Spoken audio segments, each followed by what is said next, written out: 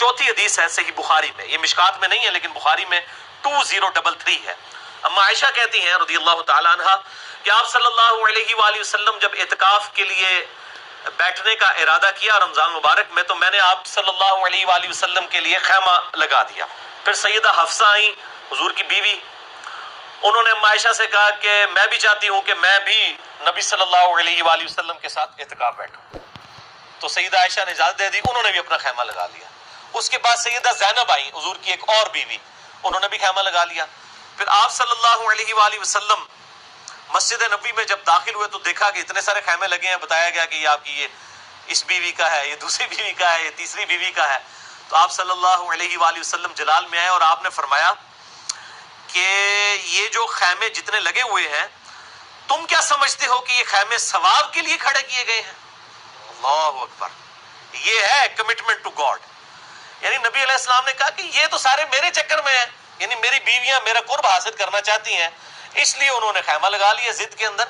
ये अल्लाह के लिए खैमे नहीं लगे हुए। और आप सल्लल्लाहु अलैहि वसल्लम ने फरमाया कि ये सारे खैमे उखाड़ो, हत्ता कि अपना खैमा भी उखड़वा दिया। और आपने इत्काफ ही नहीं किया उस साल।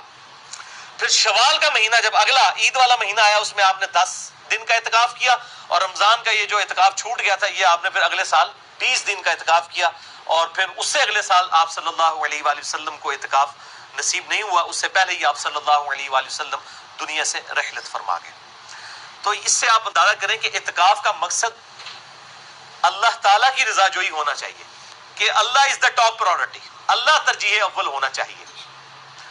तो अब इसमें ही इंप्लाइड है कि जो लोग घर के कामों से बचने के लिए और मस्जिद का राशन जो है वो हड़प करने की खातिर और स्मार्टफोन के ऊपर चैटिंग करने की खातिर मस्जिद में इत्काफ बैठते हैं, तो उनका इत्काफ क्या होगा?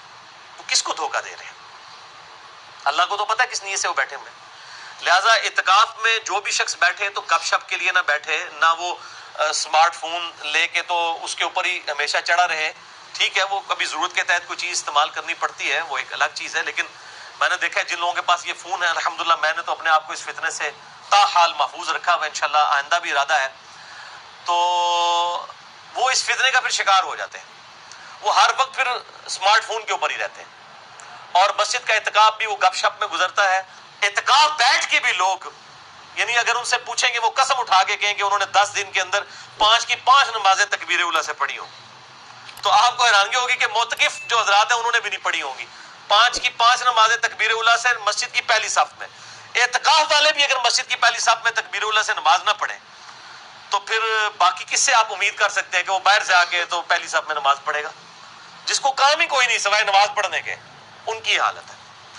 और ऐसी जगह पे इत्काफ बैठे जहां पर यानी इल्म दीन के हवाले से कुछ सीखने का मौका मिले, कुछ सीखने का, जरूरत से ज्यादा नहीं। बाद मस्जिदें ऐसी हैं जहां फजर के बाद भी दर्स, जोहर के बाद भी दर्स, मतलब एक दिन के अंदर इतने दर्स होते हैं कि वो बंदे जो बेचारे इत्काफ वालों को तो मजबूरन वो दर्स सुनना पड़ता है। वो तो बाहर निकल के भाग भी नहीं सकते, उठ भी नहीं सकते। अगर उठ के अपने खैमे में भी चले जाए तो उनको कई लोग हैं जो टॉन्ट करेंगे, जनाब इत्काफ बैठे इत्काफ बैठना है, दर्स ही क्यों नहीं पहनते? तो उन बेचारों ने तो मजबूरन बैठना होता है।